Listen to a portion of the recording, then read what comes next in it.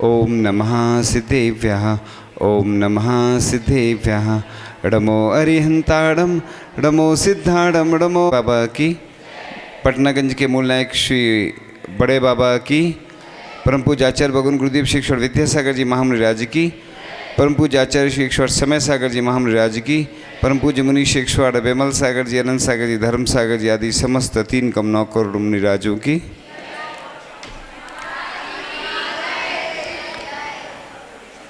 चर्चा चल रही थी।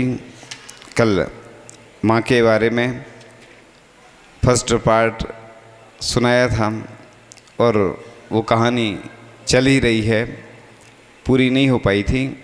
तो माँ ऐसी शख्सियत होती है कि जब देखती है कि 5 लोगों के लिए मिठाई के 4 ही टुकड़े हैं तो वह साफ साफ कह देती है कि मुझे मिठाई बिल्कुल पसंद नहीं है। तो ये ऐसा कर्ज है जो मैं अदा कर नहीं सकता। ये अंधेरे देख ले मुँह तेरा काला हो गया। माँ ने आंखें खोल दी और घर में उजाला हो गया। किसी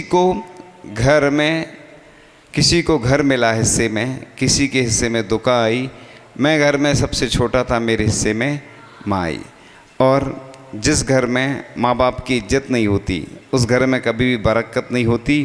फटे कैलेंडर हो गए आज के माँ बाप, इन्हें कहाँ टांगे ये सोचते चुपचाप। इस प्रकार से ये जो पंक्तियाँ लिखी गई हैं और जिसने भी लिखी हैं बहुत सोच समझ के लिखी होंगी। क्या सीरत क्या सूरत थी, माँ ममता की मूरत थी, पाँव छुए और काम हुए, अम्मा एक मुहूर्त थी। यानी अम्मा यानी माँ एक स्वयं में मुहूर्त होती है, फिर किसी मुहूर्त की आवश्यकता नहीं होती है। जो भी आता है सजा देता है, दोस्त बनकर दगा देता है, वो तो माँ का ही दिल है, वरना मुफ्त में कौन दुआ देता है। और बुझते हुए दिए पे हवा ने असर किया, माँ ने दुआएं दी तो दवा ने असर किया। इस प्रकार से जो गुरु होते हैं वो शिष्यों की माँ ही होते हैं। और इस प्रकार से तेरी उंगली पकड़कर चला हूँ माँ, तेरी दिल में सिर्फ मैं बसा हूँ माँ, तेरे दिल का कुछ भी भाता नहीं जब तक मैं घर आ जाता नहीं। सारा दिन तू मेरा इंतज़ार करे, सबसे बढ़कर तू मुझे प्यार करे। मैं जब भी घर से निकलता हूँ तेरी सांसें रुक रुक जाती हैं। मैं जब तक वापस आना जाऊँ तू रास्ता देख जाती है। तू जितना मुझसे प्यार करे और ना कोई और नहीं कर पाएगा मैं जितना तुझसे। तो इस प्रकार से घुटनों से रेंगते रेंगते कब पैरों पर खड़ा हुआ, तेरी ममता की छाँव में जाने कब मैं बड़ा हुआ। काला टीका दूध मलाई आज भी सब कुछ वैसा है, मैं ही मैं हूँ हर जगह, प्यार ही तेरा कैसा है। सीधा सादा भोला बाला मैं ही सबसे अच्छा हूँ, कितना भी हो जाऊँ बड़ा माँ मैं तेरा बच्चा हूँ। इस प्रकार से बहुत ऐसी जो भी पंक्तियाँ, एक बहुत अच्छी पंक्तियाँ हैं। लबों पर उसके कभी बद्दुआ नहीं होती, बस एक माँ है जो कभी खफा नहीं होती। इस तरह मेरे गुनाहों को वो धो देती है। माँ बहुत गुस्से में होती है तो रो देती है। तो इस प्रकार बच्चों के उज्ज्वल भविष्य निर्माण में माँ की ही सबसे महत्वपूर्ण भूमिका होती है। माँ की प्रभु भक्ति से प्रेरणा पाकर सेनापति चामुंडराय ने भी श्रवणबेला में अद्भुत प्रतिमा का निर्माण करवाया था। तो माँ के सम्मुख हर एक पद भी गौण है, त्यागी माँ के सम्मुख माँ भी मौन है। माँ से बड़ा तपस्वी भला दुनिया में कौन है, माँ दया प्रेम करुणा का अनूठा त्रिकोण है। और दुनिया के सारे रिश्तों की सिरमौर है माँ, त्याग और सहनशीलता की प्रतिमूर्ति है। ममता और मर्यादा, कला और कल्पना, भव और वैभव सबकी जननी है। यानी दुनिया का सबसे अमीर आदमी भी माँ के बिना गरीब है और माँ का गौरव शब्दातीत है। जिंदगी की पहली शिक्षक माँ, जिंदगी की पहली मित्र माँ, जिंदगी भी माँ क्योंकि ज़िंदगी देने वाली भी माँ। तो माँ को जो प्रथम गुरु इसलिए कहा है कि वही जन्म के संस्कार गर्भ से लेकर के वह जो श्रीमंती माँ थी विद्याधर की माँ, और गर्भ में दोहला आया, चरण रिद्धिधारी मुनि के दर्शन हुए। ऐसे ही तीर्थंकर की माँ को भी स्वप्न आते हैं। तो जन्म होने के पहले ऐसे ही एक अतिमब्बे नाम की महिला हुई, कर्नाटक की जैन महिला, उसको भी दोहला आता है कि 1000 प्रतिमाओं का मैं दान करूं, 1000 मुनिराजों को आहार दूं एक साथ एक छप्पर के नीचे, और 1000 गर्भवती महिलाओं को गर्भवती गायों का, सोने की सींग वाली गायों का दान करूं। तो वह अपनी सासू माँ से कहती है, और वह जो दोहला आया था, स्वप्न आया था, वह पूर्ण करवाती है। तो इस प्रकार से अच्छे संस्कार नहीं मिलते किसी मॉल में, ये तो वो नींव है जो जुड़ती है परिवार के माहौल से। तो आज संस्कारों की कमी होती चली जा रही है। इसलिए संस्कार तो वह पौधा है जो अच्छी सोच और अच्छा आचरण से बड़ा होता है।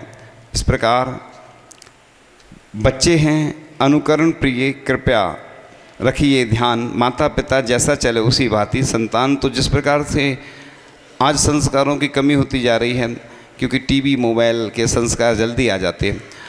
अपन को ऊपर चढ़ना हो तो कितनी मेहनत करनी पड़ती है, और नीचे गिरना हो तो ऊपर से मकान बनाने में कितनी मेहनत लगती है, और गिराने में कितनी जल्दी गिर जाता है। ऐसे ही अच्छी चीज़ें अगर सीखना हो, सिखाना हो तो बहुत मेहनत करनी पड़ती है, बहुत टाइम लगता है। लेकिन बुरे संस्कार अपने आप आ जाते हैं। खेत में जब खेती होती ना, तो खरपतवार जो रहती ना, वो अपने आप उगाती है। आज बहुत स्थितियां बिगड़ती जा रही हैं। बच्चों में ऐसे संस्कार आ जाते हैं कि कुसंस्कार जब आ जाते हैं तो वो कितना भी फिर बाद में सिखाएं। इसलिए तो बच्चों को पाठशाला भेजा जाता है, अच्छे स्कूल में भेजा जाता है कि बच्चे संस्कारित हों। इसलिए आचार्य भगवान ने प्रेरणा दी प्रतिभा स्थली की, क्योंकि आचार्य ऋषि को मालूम था कि शिक्षा तो कोई भी दे सकता है, लेकिन शिक्षा के साथ संस्कार सिर्फ वही दे सकते जो स्वयं में प्रतिमाधारी हों, व्रती हों, वही अच्छे संस्कार दे सकते हैं। इसलिए आचार्य भगवान ने इतनी सारी बहनों को जो प्रतिमाधारी हैं और ब्रह्मचारिणी हैं, उन्होंने प्रतिभा स्थली के माध्यम से शिक्षा के साथ संस्कार देने का पुरुषार्थ और प्रयास किया है। तो इस प्रकार से माँ ही प्रथम गुरु है। जिस क्षण संतान गर्भ में आती है, उसी क्षण से उसकी गुरु जैसी भूमिका प्रारंभ हो जाती है। एक माता 1000 पिताओं से भी श्रेष्ठ होती है, और जितना 1 वर्ष में माँ सिखाती है, उतना पिता 5 वर्ष में सिखा पाते हैं, और जितना पिता 5 वर्ष में सिखाते हैं, उतना सारी दुनिया के विद्वान 50 वर्ष में सिखा पाते हैं। तो ये सब शोध हुए हैं, उसके ही आधार पर बताया जा रहा है कि माँ के हृदय का वात्सल्य, नयनों की करुणा और वाणी की कोमलता व चरित्र की दृढ़ता संतान को सतपथ पर चलने की और दृढ़ बने रहने की प्रेरणा देती है। इसलिए इंग्लिश में भी एक कहावत आती है, a good mother is better than 100 teachers, यानी एक जो माँ होती है 100 शिक्षकों से भी, टीचर यानी शिक्षक से भी बेहतर होती है। तो इसलिए माँ के हृदय से बड़ा कोई आकाश नहीं होता, माँ की ममता से बड़ा कोई सागर नहीं होता। कोई आए और ले ले माँ से शिक्षा, क्योंकि माँ से बड़ा दुनिया में कोई विद्यालय नहीं होता।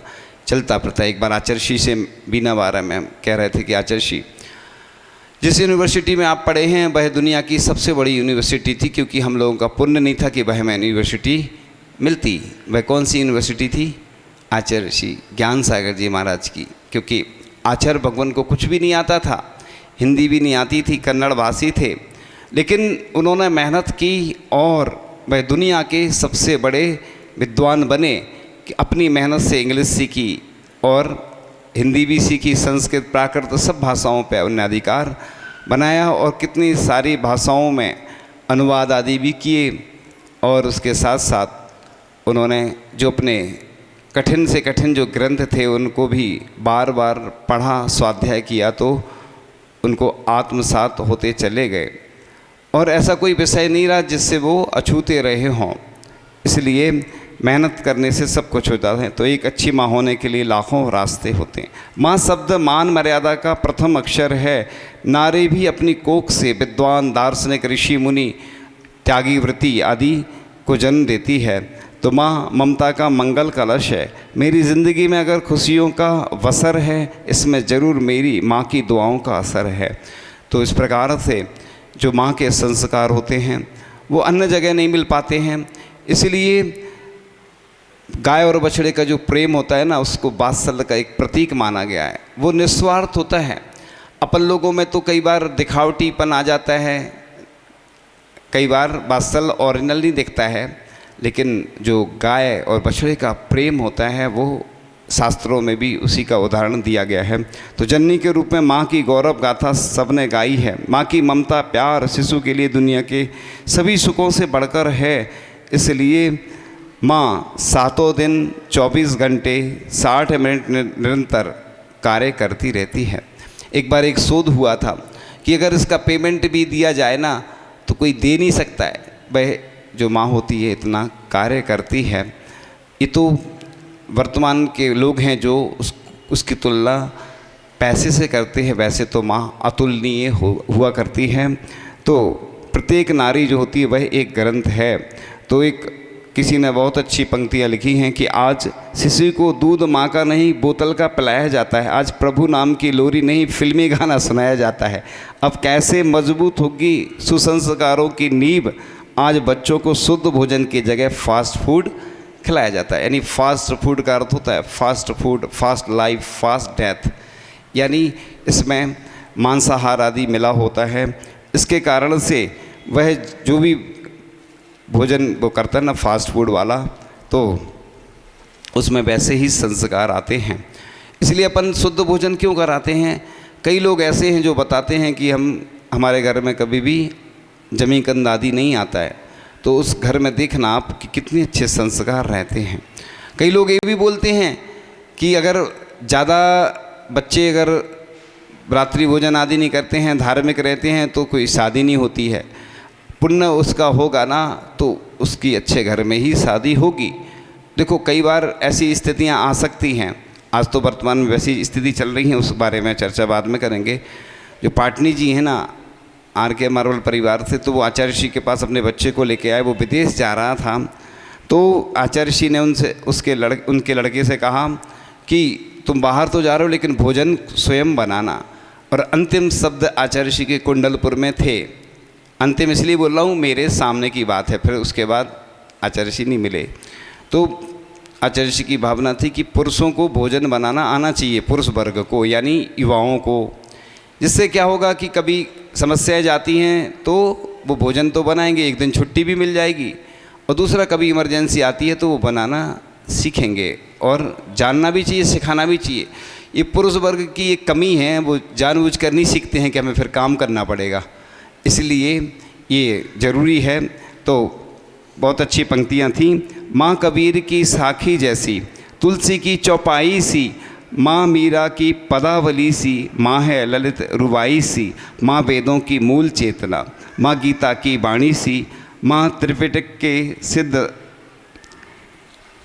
सुक्ति सी, लोकोत्तर कल्याणी सी, माँ दौरे की तुलसी जैसी, माँ बरगद की छाया सी, माँ कविता की सहज वेदना, महाकाव्य की काया सी, माँ आषाढ़ की पहली वर्षा, सावन की पुरवाई सी, माँ वसंत की सुरभि सरीखी, बगिया की अमराई सी, माँ यमुना की श्याम लहर सी, रेवा की गहराई सी, माँ गंगा की निर्मल धारा, गौमुख की ऊंचाई सी, माँ ममता का मान सरोवर, हिमगिरी सा विश्वास है, माँ श्रद्धा की आदि शक्ति सी, काबा है कैलाश है, माँ धरती की हरी दूब सी, माँ केसर की क्यारी है, पूरी सृष्टि निछावर जिस पर माँ की छवि ही न्यारी है, माँ धरती के धैर्य सरीखी, माँ ममता की खान है, माँ की उपमा केवल है, माँ सचमुच भगवान है। अन्य किसी कवि ने लिखा है। ये जो पंक्तियाँ हैं किसी न किसी व्यक्ति की हैं, और बहुत अच्छी अच्छी पंक्ति लोगों ने लिखी हैं। और जब भी पढ़ते हैं कि इतने नरम भी मत हो जाओ कि दुनिया आपको खा जाए, इतने गर्म भी मत हो जाओ कि दुनिया आपको छू ना सके, इतने सरल भी मत हो जाओ कि दुनिया आपको मूर्ख बना दे, इतने ज़्यादा अकड़ो भी मत कि दुनिया आपसे मिल ना सके, इतने ज़्यादा गंभीर भी मत बनो कि दुनिया आपसे बोर हो जाए, इतने छिछोरे भी मत बनो कि दुनिया आपकी गिनती ना करे, इतने महंगे भी मत बनो कि दुनिया आपको बुला ना सके, इतने सस्ते भी मत बनो कि दुनिया आपको ना चाहे पंक्तियाँ पहली बार सुनाई हैं, इसके अलावा और कहीं नहीं सुनाई। तो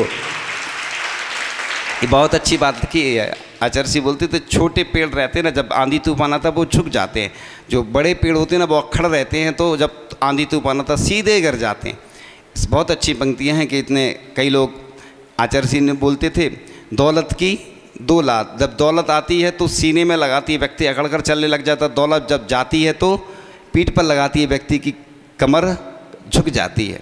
तो इसी प्रकार से अपन इतने सरल बन जाएं कि अपन धर्म के हिसाब से चल सकें, अपना जीवन अच्छा बना सके। एक लाइफ मैनेजमेंट के कुछ फंडे होते हैं ना, कि जीवन जिए तो ऐसे जिए जिसमें कुछ आस हो, थोड़ी परेशानी हो, थोड़ा दुख का एहसास हो।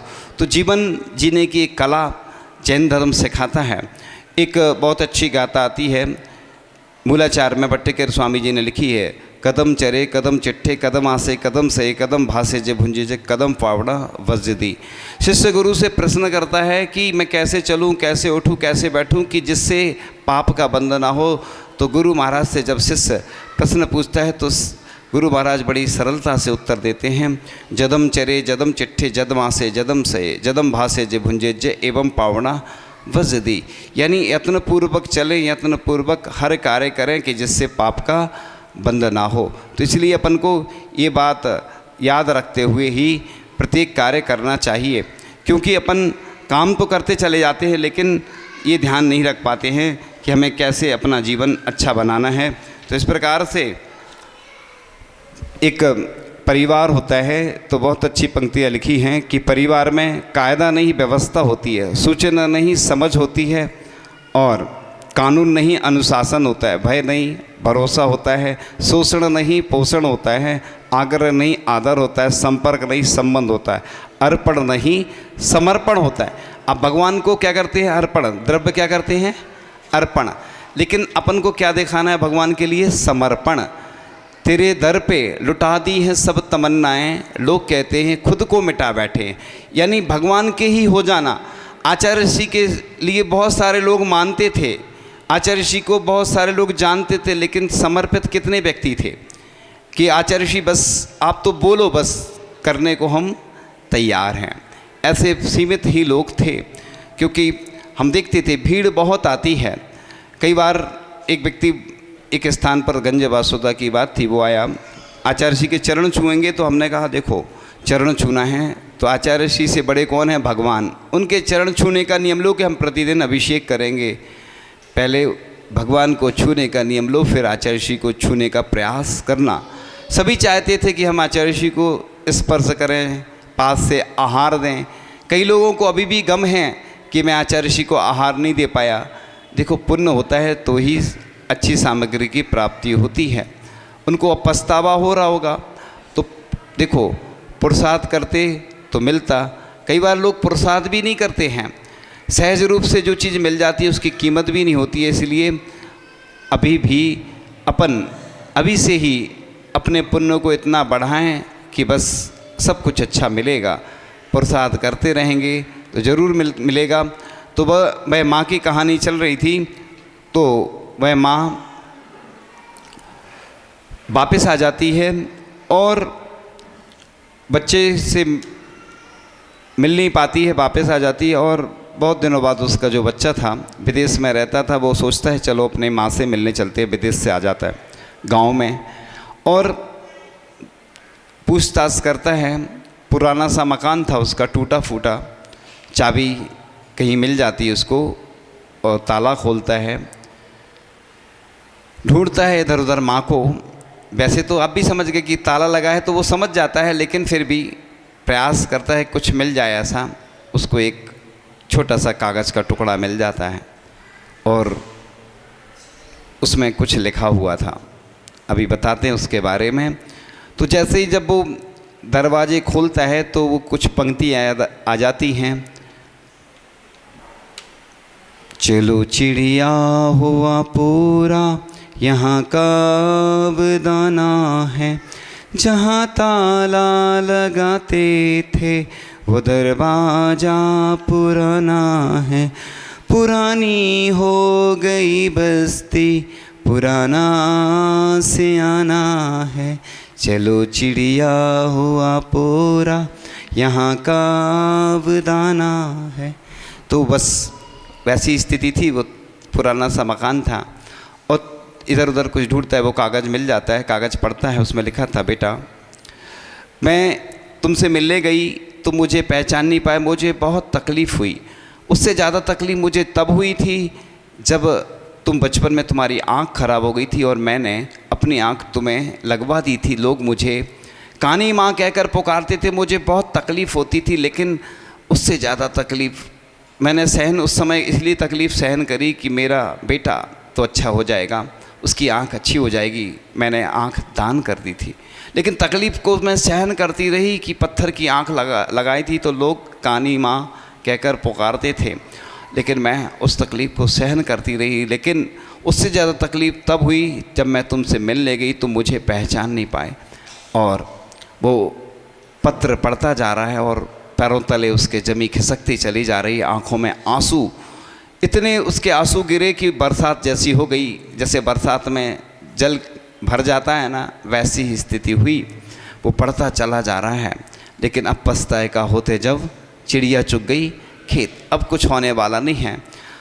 और वो समझ गया कि उसकी माँ की तबीयत बहुत ख़राब रहती थी, लेकिन जब वो माँ वापस आई उसको टेंशन हो गई और टेंशन में वह और बीमार होती चली गई, दिन पर दिन और बीमार होती चली गई और वह अब इस दुनिया में नहीं रही, वह चल बसी इस दुनिया से। अब वो रोता जा रहा है, पत्र पढ़ता जा रहा है बस।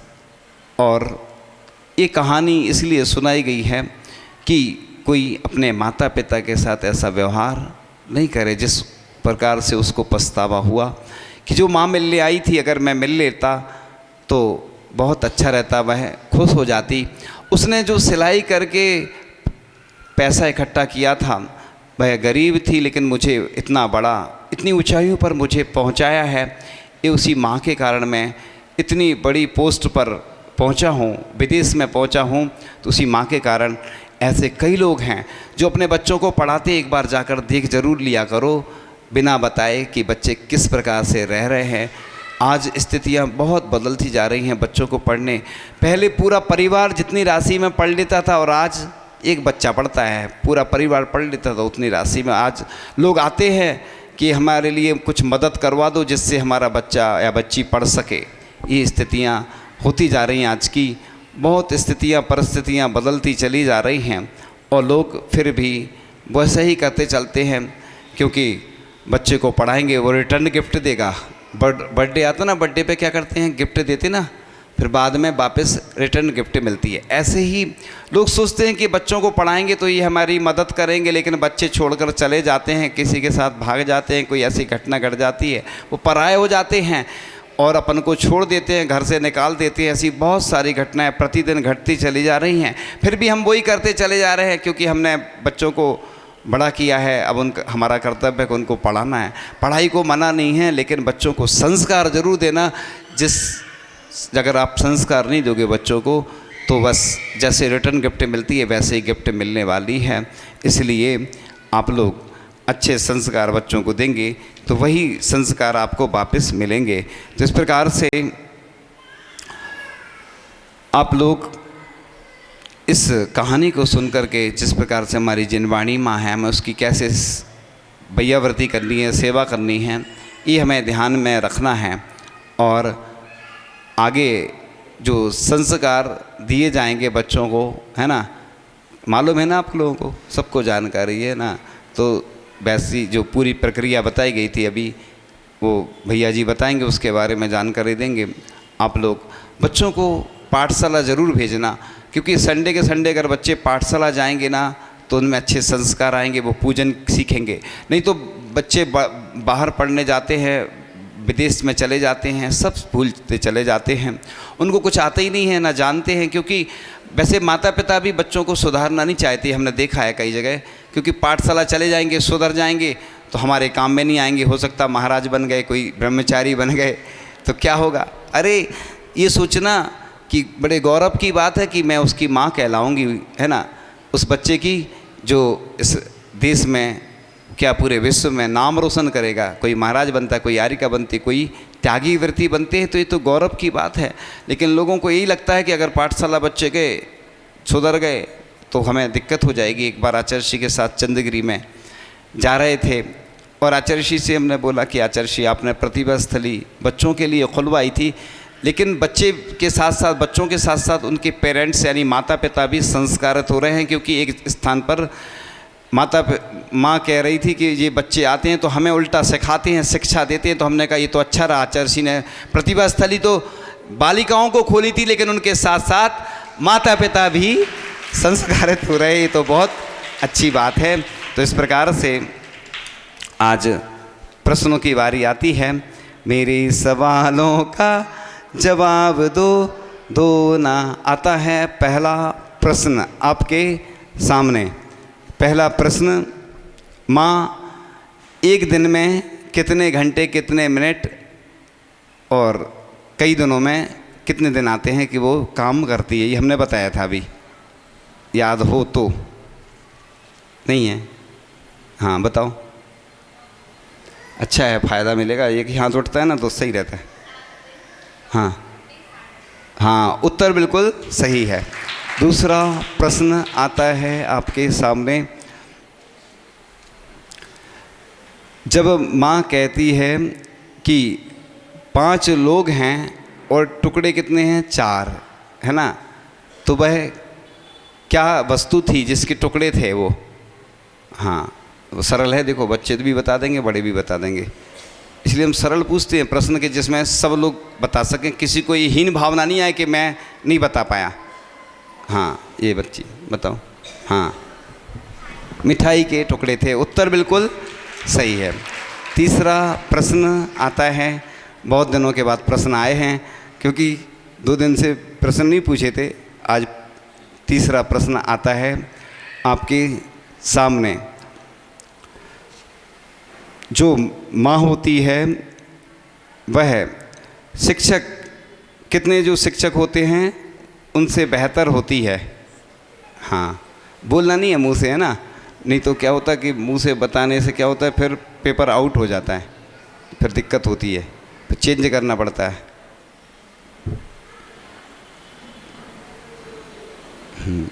वो बीच में, एक बीच में। हाँ, 100 शिक्षकों से बेहतर होती है। उत्तर बिल्कुल सही है। आज 3 ही रहने देते हैं, क्योंकि थोड़ी सी आज आप लोगों को कुछ जान। आ जाओ, आ जाओ।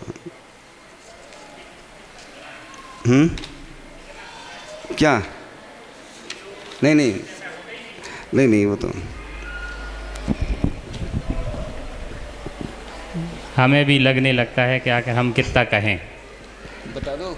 फिर ये सोचते हैं कि कहेंगे नहीं तो हम अपने दायित्व से पीछे। अरे अंगना में फिर आ जा रे, तुमने हमको हजारों ख्वाब दिए, आशाओं के दियों को हाथ लिए, हमने सोचा यही फिर ये रंग लाएगी, ये ज़मीं आसमां फिर से खिल जाएगी, किसके दम पे चलेगा मेरा अंगना, ओ मेरे गुरुवर हम सब के प्रभुवर, अंगना में फिर आ जा रे, अंगना में फिर आ जा रे। जिनवाणी स्तुति।